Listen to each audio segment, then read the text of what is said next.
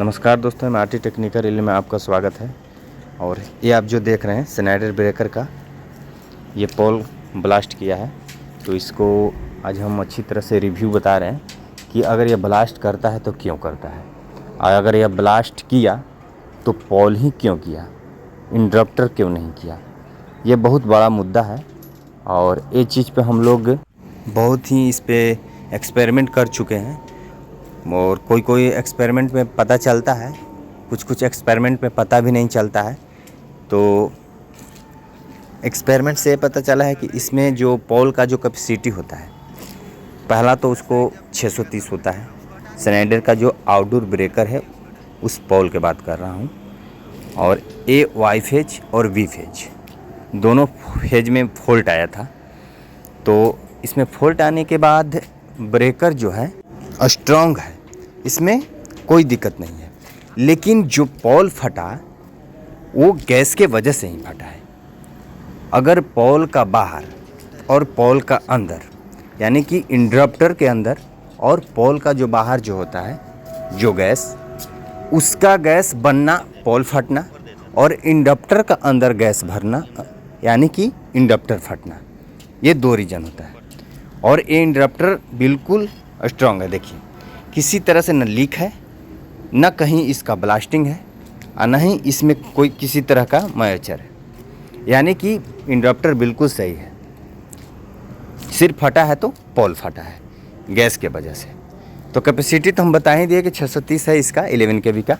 अब अपना अपना आउटडोर का अलग अलग विशेषता होती है, तो वो आप लोग देख लीजिएगा। लेकिन ये ये जो पोल है बिल्कुल फटने का यही रीज़न था। हम अपना सीनियर से भी पूछे कि इसमें इंडक्टर फाड़ा नहीं है, इसमें पोल ही सिर्फ फाड़ा है, इसका कारण क्या हो सकता है। तो उन लोग भी यही बोले कि उसमें गैस का ज़्यादा बहाव हो गया, ई के चलते हुए उसका पावर सह नहीं पाया, कैपेसिटी सह नहीं पाया पोल, और इसी तरह से ब्लास्ट कर गया। तो हम कहना चाहते हैं कि कभी भी अगर इस तरह के केसेस आए तो आप लोग देखें और देखकर इसमें समझें कि इसमें सबसे ज़्यादा प्रॉब्लम होता क्या है। एक्चुअली में क्या होता है ना कि कोई जानते नहीं है, और जानते भी हैं तो लोग सोचते हैं कि चलो उसे कुछ देरी तक चल जाएगा।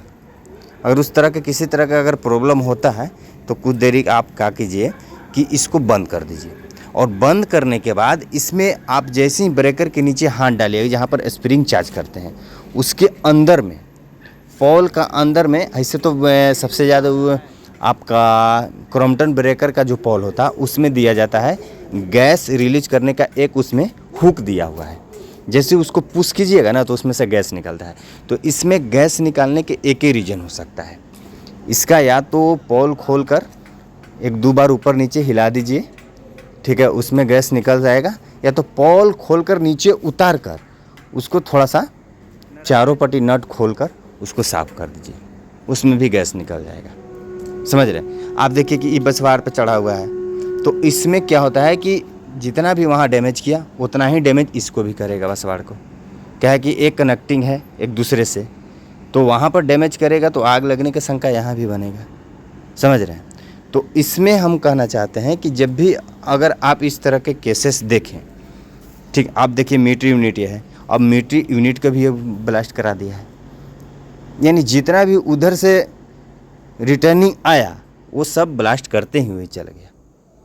हो सकता है इसमें भी गैस हो या तेल कम हो। अब ऊपर है तो अब एनी टाइम आदमी तो कोई देखता नहीं है। अब ये टेक्निकल चीज़ है तो थोड़ा मोड़ा तो प्रॉब्लम होता ही रहता है।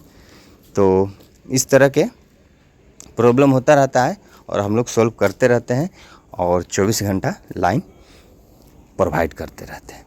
24 घंटा 23 घंटा 22 घंटा ऐसे लाइन हम लोग प्रोवाइड करते रहते हैं, इसमें कोई दिक्कत नहीं है।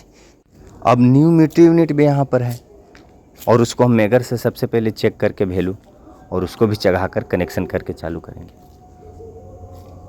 तो ये आप देख रहे हैं, तो ऐसे ऐसे मतलब प्रॉब्लम होता है, तो हम लोग सॉल्व करने के लिए 24 घंटा अवेलेबल रहते हैं। और ये है इंसुलेटर उसी पोल का। देखिए कि पोल तो फट गया, लेकिन इंसुलेटर के अभी तक इसका बाल वाका भी नहीं हुआ है। समझ रहे हैं? तो इंसुलेटर का यही है खासियत। और पोल का जो प्रॉब्लम था वो आप दिखा ही दिए हम आपको किस तरह से ब्लास्ट किया। अगर इंडक्टर में प्रॉब्लम रहता तो ये इंसुलेटर भी मार सकता था, लेकिन इंडक्टर में प्रॉब्लम नहीं है। इंडक्टर दोनों इंडक्टर सही है।